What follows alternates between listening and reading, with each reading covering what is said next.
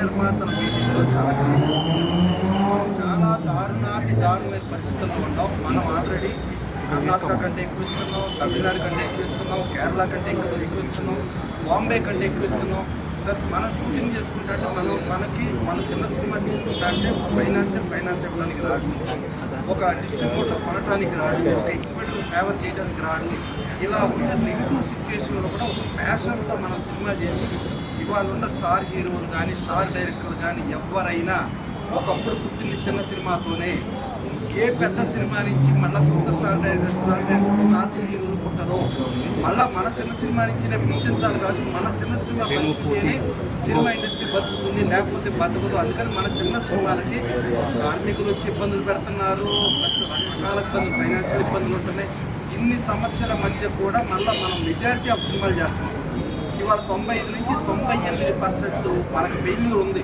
అంటే 95 నుంచి 98% నిర్మాత నాశనం అయిపోతూ కూడా కార్మికులందరికీ వేతనం ఇచ్చి కార్మికుల్ని బతికిస్తున్నారు.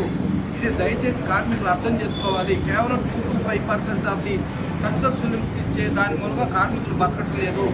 ఒక్క 95 నుంచి 90% నాశనం అయ్యేది నిర్మాతే. కాబట్టి ఆ నిర్మాత బాధను అర్థం చేసుకుని యాక్చువల్గా ఇవాళ 25% తగ్గించి మేము చేయాల్సింది అని చెప్పి నిర్మాతలందరూ అనటం జరిగింది.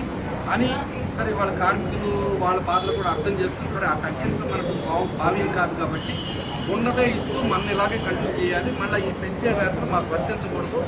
గత 3 సంవత్సరాల క్రితం ఉన్న వేతనాలలో కూడా చిన్న సినిమాకి 25% రిబేట్ ఇవ్వాలి అని చెప్పి చాలా క్లియర్గా అగ్రిమెంట్లో ఉంది. తర్వాత మొన్న 3 సంవత్సరాల క్రితం కూడా పెంచిన వేజ్లో 15% తక్కువకి చిన్న నిర్మాతకి ఇవ్వాల్సిందే అని ఉంది. కానీ అది ప్రాక్టికల్గా అవటం లేదు. దానికి ఏదో ఇటు 5 కమిటీ అట 5 కమిటీ అది ఇది. ఇక్కడ చిన్న సినిమానా పెద్ద సినిమా అంటే స్టార్ హీరోలతో చెయ్యని ఏ సినిమా అయినా చిన్న సినిమానే. స్టార్ హీరోలతో చేసే సినిమాల్లో పెద్ద సినిమా. దయచేసి మీరు సొంతకాలు పెట్టేసి మీరు మమ్మల్ని మా ప్రాణాలతో మీరు ఆడుకోవద్దు. మేము ఆల్రెడీ ఇవాళ కోమాలో ఉన్నాం ఉంచండి అంతే. కానీ మా ఆక్సిజన్ పీకేసి మమ్మల్ని చంపేయద్దు అని చాలా ఘాటుగా చాలా ఇదిగా మాట్లాడుతుందండి.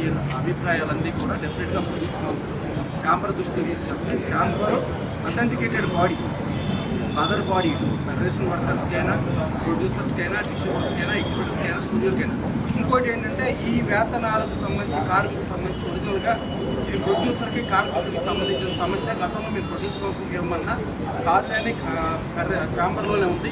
ఇది ఛాంబర్ పరిధిలోనే ఉంటుంది, ఛాంబర్ పరిధిలోనే జరుగుతుంది. కానీ ఎవరు వేరే ఏ ఇతర సంస్థలు ఏ ఇతర ఆర్గనైజేషన్లు ఇన్వాల్వ్ అవ్వాల్సిన పరిస్థితి లేదు. ఇన్వాల్వ్ అవ్వటం కూడా వాళ్ళకి భావ్యం కాదు.